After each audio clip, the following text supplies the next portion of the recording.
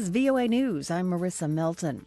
The World Health Organization has warned that the Ebola case detected in the city of Goma in Democratic Republic of Congo on Sunday could be a game changer in the scale of the outbreak. As this first case in Goma was being identified, DRC Health Ministry officials announced that 2 people working on Ebola prevention were killed over the weekend after receiving death threats. It's the latest in a string of assaults on Ebola prevention efforts. The United Nations Health Agency's chief, Tedros Adhanom Ghebreyesus, said he would reconvene the WHO's emergency committee to decide if the outbreak now constitutes an international health emergency.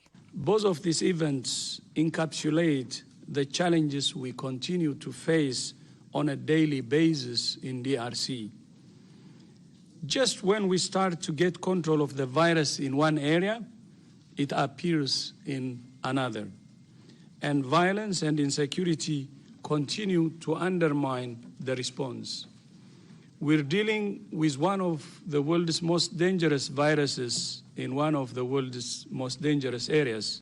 United Nations Relief Coordinator Mark Lowcock, speaking at a news conference, said there is a need to have a stronger international response to prevent Ebola from spreading in Central Africa. Nationwide raids aimed at rounding up 2,000 immigrants in the United States illegally got off to a slow start on Sunday. In targeted cities, churches and lawyers were standing by to offer sanctuary and advice. New York City Council member Carlos Menchaca said the Know Your Rights flyer distribution effort in his district paid off. Meanwhile, the Trump administration is moving to end asylum protections for most Central American migrants. This is VOA News. After a tweet storm from President Trump calling on 4 Democratic Congresswomen of color to go back to their countries of origin, Congresswoman Ilhan Omar on Monday called for drastic political measures. I have not made impeachment central to my election or my tenure. But since the day that I'd gotten elected, I'd said to people, it is not if he will be impeached, but when. So it is time for us to stop allowing this president to make a mockery out of our Constitution. It's time for us to impeach this president. Her colleague Ayanna Pressley, also targeted by the president's remarks, said the president's slurs would not distract them from the issues they're working on. We ran on a mandate to advocate for and to represent those ignored, left out, and left behind. Our squad is big. Our squad includes any person committed to building a more equitable and just world. And that is the work that we want to get back to.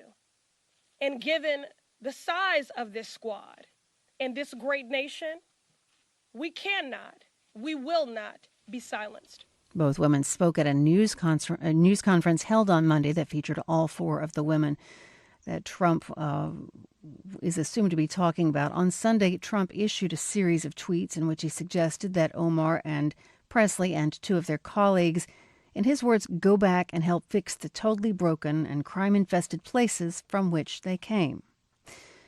Omar is a naturalized citizen originally born in Somalia, but the other 3, Pressley, Alexandra Ocasio-Cortez, and Rashida Tlaib, were born in the United States. On Monday, the president doubled down on those remarks, asked whether his comments were racist. Trump told White House reporters not at all. Hong Kong's pro-Beijing leader Carrie Lam said Monday that anti-government protesters who fought running battles with police inside a Hong Kong shopping center were rioters. Lam added that she supports the action of the police. Pro-democracy lawmaker Claudia Mo, speaking at a news conference, said Lam needs to address the people. This is obviously the biggest political and governance crisis Hong Kong has ever faced. And we do wonder who's running Hong Kong now, who is actually governing Hong Kong. So we urge once again Carrie Lam to come out and face the people. That was pro-democracy lawmaker Claudia Mo in Hong Kong. On Sunday, police used batons and pepper spray to disperse thousands of protesters who took to the streets to demand a complete withdrawal of a bill that would allow extraditions to mainland China. I'm Marissa Melton, VOA News.